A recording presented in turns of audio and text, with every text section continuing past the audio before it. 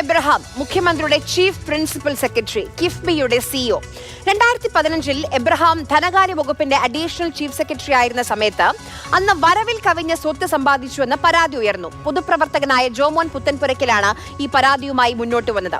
ഇന്ന് ആ പരാതിയിൽ ജസ്റ്റിസ് കെ ബാബു അധ്യക്ഷനായ ഹൈക്കോടതി സിംഗിൾ ബെഞ്ച് CBI അന്വേഷണത്തിന് ഉത്തരവിട്ടിരിക്കുകയാണ്. നമുക്ക് ആദ്യം ഇന്ന് കോടതി എന്തെല്ലാം ഉത്തരവാണ് പറഞ്ഞതെന്ന് വളരെ പെട്ടെന്ന് പറഞ്ഞു പോകാം. അതായത് KM എബ്രഹാമിനെതിരെ അന്വേഷണം വരികയാണ്. CBI ആണ് അന്വേഷിക്കാൻ പോകുന്നത്. കൊച്ചി CBI യൂണിറ്റിനായിരിക്കും അന്വേഷണ ചുമതല ഉണ്ടാവുക. മറ്റൊരു പ്രധാനപ്പെട്ട കാര്യം, ഈ വിഷയത്തിൽ ഈ പരാതിയിൽ ഇതിനു മുൻപ് വിജിലൻസ് അന്വേഷണം നടന്നിരുന്നു. അന്ന് കേസുമായി ബന്ധപ്പെട്ട് വിജിലൻസ് ശേഖരിച്ച എല്ലാ രേഖകളും എല്ലാ വിവരങ്ങളും അത് എത്രയും പെട്ടെന്ന് CBI സംഘത്തിന് കൈമാറണമെന്നും കോടതി നിർദ്ദേശം നൽകിയിട്ടുണ്ട്. നമുക്കിനി എന്താണ് പരാതി എന്ന് കൂടി നോക്കാം. അതായത് ഏറ്റവും പ്രധാനപ്പെട്ട കാര്യം വരവിൽ കവിഞ്ഞ സ്വത്ത് സമ്പാദനമാണ്. മുംബൈയിലടക്കം കോടികളുടെ ആസ്തി ഭൂമിയുണ്ടെന്ന പരാതി. അതോടൊപ്പം മാസ ശമ്പളത്തെക്കാൾ കൂടുതൽ ലോൺ തിരിച്ചടവുണ്ടായെന്നാണ് പറഞ്ഞത്.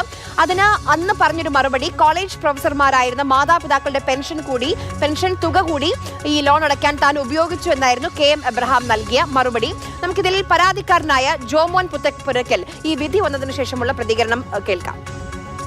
അപ്പം പണവും സ്വാധീനവും അധികാരമുണ്ടെങ്കിൽ കോടതിയെല്ലാം തെറ്റിദ്ധരിപ്പിച്ച് അല്ലെങ്കിൽ കോടതിയെല്ലാം വിലക്കെടുത്ത് ഇതെല്ലാം അന്വേഷണത്തെ അട്ടിമറിക്കാം എന്ന് ശ്രീ KM എബ്രഹാത്തിൻ്റെ എല്ലാ സ്വാധീനങ്ങളും ഉപയോഗിച്ചിട്ടും വിലപ്പോയില്ല. നീതി ഇവിടെ കിട്ടും പുലരുമെന്ന് തെളിയിച്ചിരിക്കുകയാണ്. CBI സത്യം കണ്ടെത്തണം.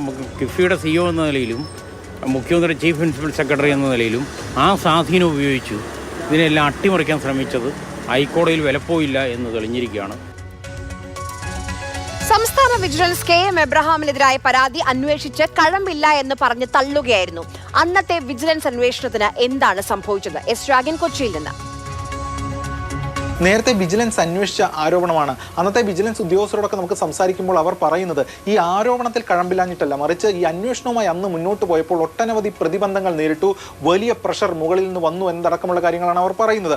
അന്ന് KM എബ്രഹാമിന്റെ വീടളക്കുന്ന കാര്യത്തിലാണെങ്കിലും പിന്നീട് ചോദ്യം ചെയ്ത ഘട്ടത്തിലൊക്കെയാണെങ്കിലും ഇത്തരത്തിലുള്ള കാര്യങ്ങൾ ഉണ്ടായിരുന്നു. അങ്ങനെ മുന്നോട്ട് പോകാൻ കഴിയാത്ത അവസ്ഥയിലേക്ക് കാര്യങ്ങൾ എത്തി എന്നതാണ് അവർ പലരും പങ്കുവയ്ക്കുന്ന കാര്യം. മാത്രമല്ല അന്ന് IAS ഉദ്യോഗസ്ഥരെ അടക്കം ഈ വിജിലൻസിനെതിരെ തിരിച്ചുവിടാൻ വേണ്ടിയിട്ടുള്ള ശ്രമം ഉൾപ്പെടെ ഇദ്ദേഹം നടത്തിയെന്ന ആരോപണം ഉൾപ്പെടെ ഉണ്ടായിരുന്നു. അന്നാണെങ്കിലും അല്ലെങ്കിൽ ഇന്നാണെങ്കിലും അദ്ദേഹം ഉയർന്ന പോസ്റ്റിലിരിക്കുന്ന ഒരു വ്യക്തിയാണ്. പിന്നീട് 2018 ആണ് ജോമോൻ പുത്തൻപുരയ്ക്കൽ ഇതുമായി ബന്ധപ്പെട്ട ഹർജി ഹൈക്കോടതിയിൽ ഫയൽ ചെയ്യുന്നത്. അതിൽ ഒട്ടനവധി കാര്യങ്ങൾ കൊണ്ടുവന്നിരുന്നു ഹർജിക്കാരൻ. പ്രധാനമായും ഈ ശമ്പളം കിട്ടുന്നതിനേക്കാൾ കൂടുതൽ തുക ലോൺ അടയ്ക്കുന്നു എന്ന ആരോപണമാണ് വന്നിരുന്നത്. പക്ഷേ തൻ്റെ മാതാപിതാക്കളുടെ പെൻഷൻ ഉൾപ്പെടെയുള്ള സഹായത്തോടു കൂടിയാണ് ഈ ലോൺ അടയ്ക്കുന്നതെന്നായിരുന്നു KM എബ്രഹാമിൻ്റെ വാദം. പക്ഷേ അതിനെ ഖണ്ഡിക്കുന്ന ചില വിവരങ്ങൾ കൂടി ഹർജിക്കാരൻ കോടതിക്ക് മുന്നിലേക്ക് വെച്ചു. പല കാര്യങ്ങളും ഇദ്ദേഹം ഒളിക്കുകയാണ്, മറച്ചുവെക്കുകയാണെന്ന കാര്യം പറഞ്ഞു. വിജിലൻസ് അന്വേഷണം ഈ ഇത്തരത്തിൽ ഉന്നത പോസ്റ്റിലിരിക്കുന്ന ഉദ്യോഗസ്ഥരെ നടത്തുന്നത് ഫലപ്രദമാകില്ല എന്ന ഒരു കാര്യവും കൂടി ബോധ്യപ്പെടുന്നതിൻ്റെ അടിസ്ഥാനത്തിൽ കൂടിയാകണം ഹൈക്കോടതി ഇത്തരം ഒരു തീരുമാനത്തിലേക്ക് പോയതെന്ന് വേണം മനസ്സിലാക്കാൻ.